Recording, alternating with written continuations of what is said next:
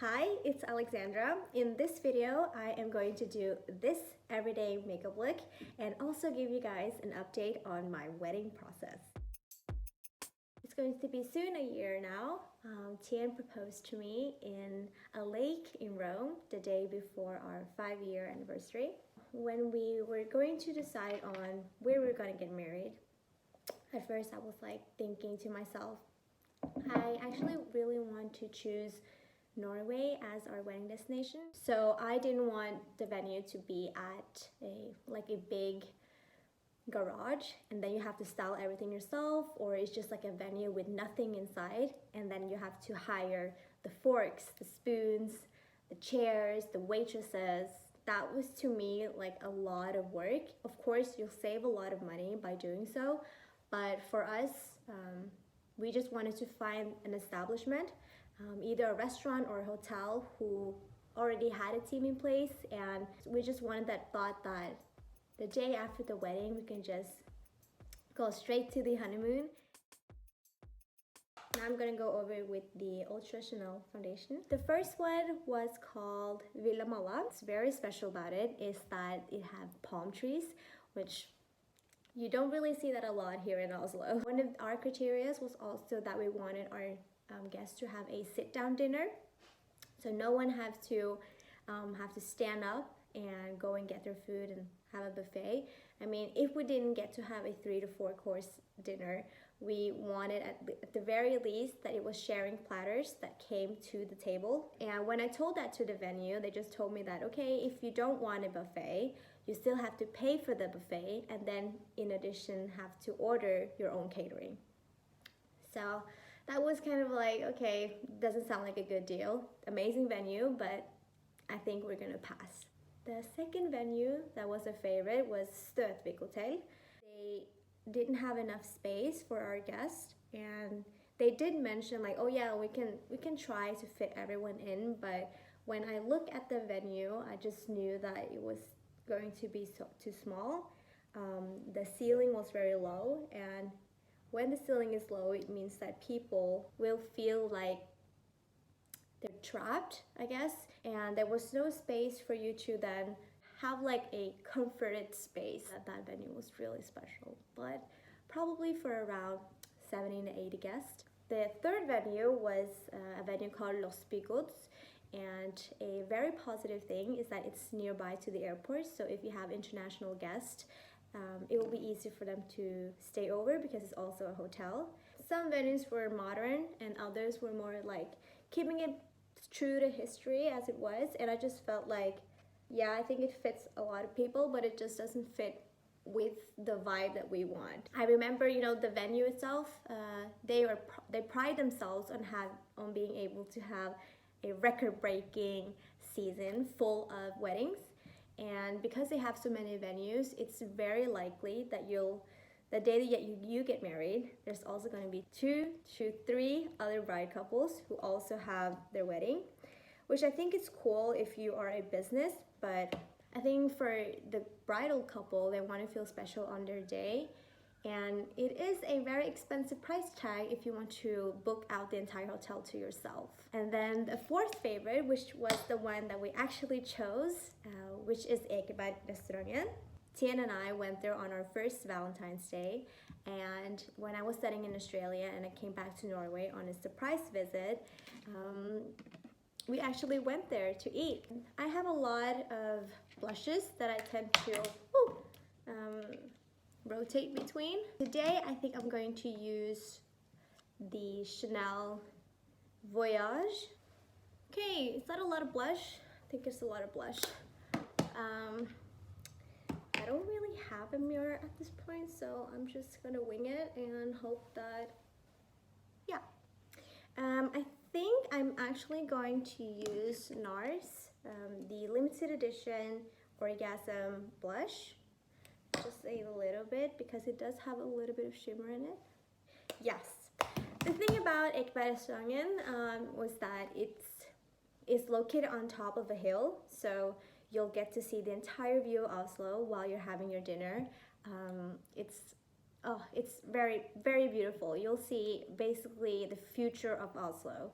You'll see the Oslofjorden, You'll see barcode, the projects that they're building, and of course the beautiful nature and everything in its glory. And I thought that was such a nice backdrop to have the wedding in.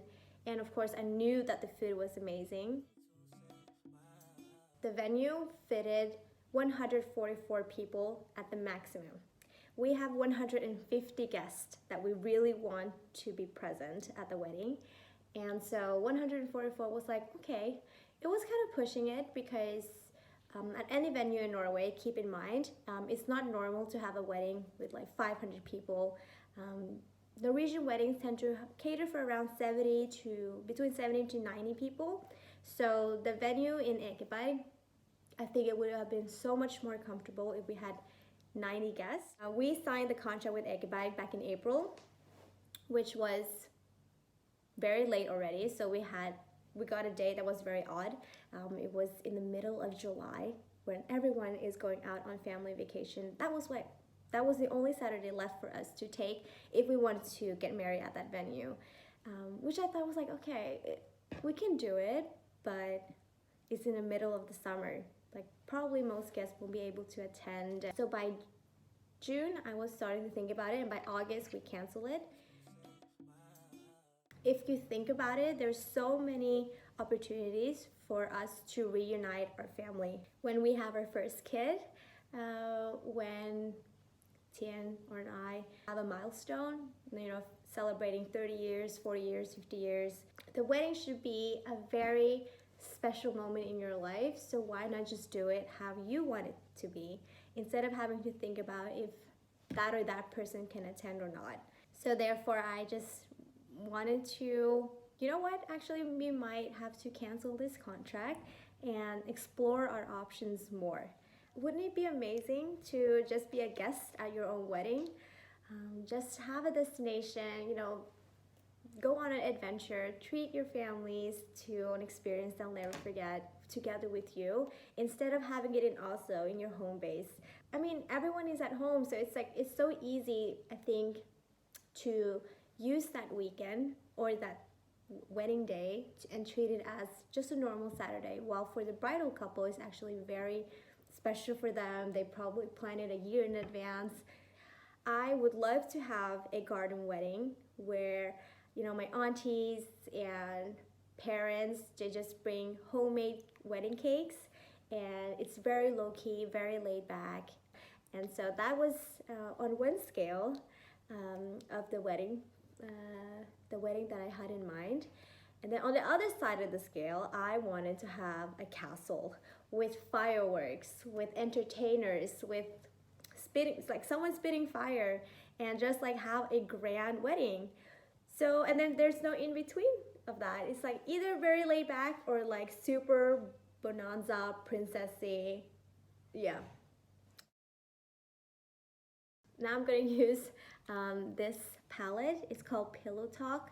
I love this palette so much. I love anything that has pink or peach tones. When I started to look for a destination wedding, I was thinking to myself, okay, I literally just came back from a trip to France, and it was so beautiful, and I just like dreamt away of having a wedding there. Tien proposed to me in Rome, so I thought, wouldn't it be amazing to not only have our proposal there, but also have our wedding here. And I'm heading to Morocco next month, so I thought, you know what, I should spend that time looking at venues there as well. I also contact a bunch of venues in the middle of France, northern France, and in London, around those areas, as well as in Mallorca in Spain. I was all over the place, and then I realized, you know what, I think it's getting a bit out of hand. Not only is, of course, a destination wedding expensive, and it lasts, of course, it takes Friday, Saturday, Sunday. It's a lot of time to ask your guests to take a break from their daily lives.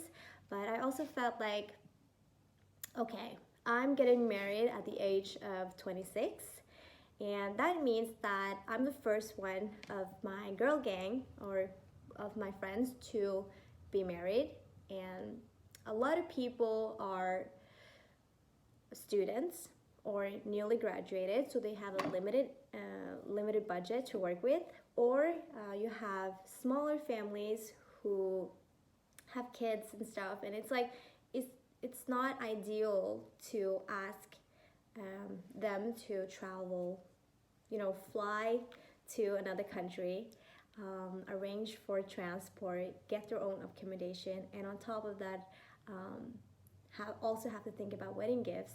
And so I felt like logistics wise, it's going to be, yeah, it's not really ideal. And Tian also told me that, you know, what's important for him is to have family there. And that's also important for me, to have family there and kids. We don't want like an over 18 wedding. We want kids to be there as well. I think that's like the joy of celebrating a wedding. And so we had to compromise. And with compromise, like, okay, you want a destination wedding, great. We can talk about that, but it have to be a place that's not too far. This is a very good eyeliner from H&M, and this is an eyeliner from L'Oreal. I must say this is one of the worst eyeliners I've used, but I still use it every day. The thing about this brush is that it's like that, like it's broken. So when I applied it on my eyelid, I have to be really careful, because if not, one of those strands will come on my eyelids. And another thing that I don't like about this eyeliner is that after like 1 or 2 hours, it will glide down to my under eye and smudge, and I hate that. I really want my eyeliners to stay intact the entire 8 hours.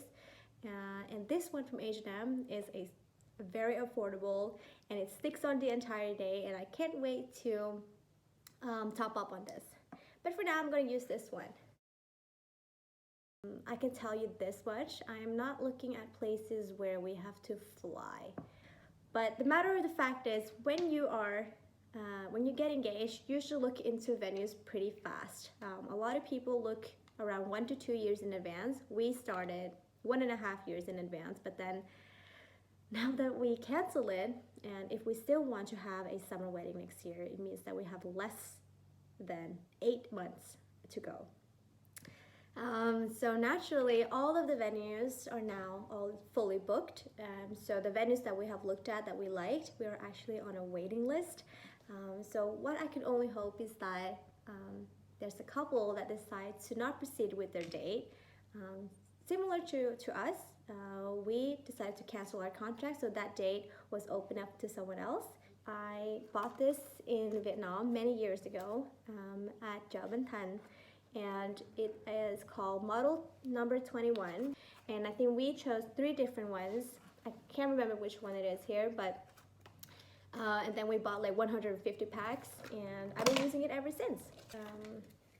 All of the lashes, I'll take a pair out because it's very long and I have petite eyes. I'll usually cut it around here. And then I'll take the eyelash glue, and while I wait for it to dry, what I'll do is I'll apply mascara. I just need a light coat. Obviously I'm going to wear the eyelashes anyways, but it gives more dimension and volume. And I'm going to use this trio. Now I am going to apply my eyelashes. Ooh. I'll bend it so that it shapes to my eyelid. Wish me luck. All of my lipsticks have like the same kind of color. It's a little bit purple with a pink brownish undertone. Today I am going to go for Stone Rose, Strawberry, and then I'll try the Sunny's Face lip dip. Brow Rehab. I'll just brush it upwards. Okay, yes, that is my look, and I hope you like this get ready with me video and my wedding update. Let me know your thoughts, and I look forward to share another video next week. Bye!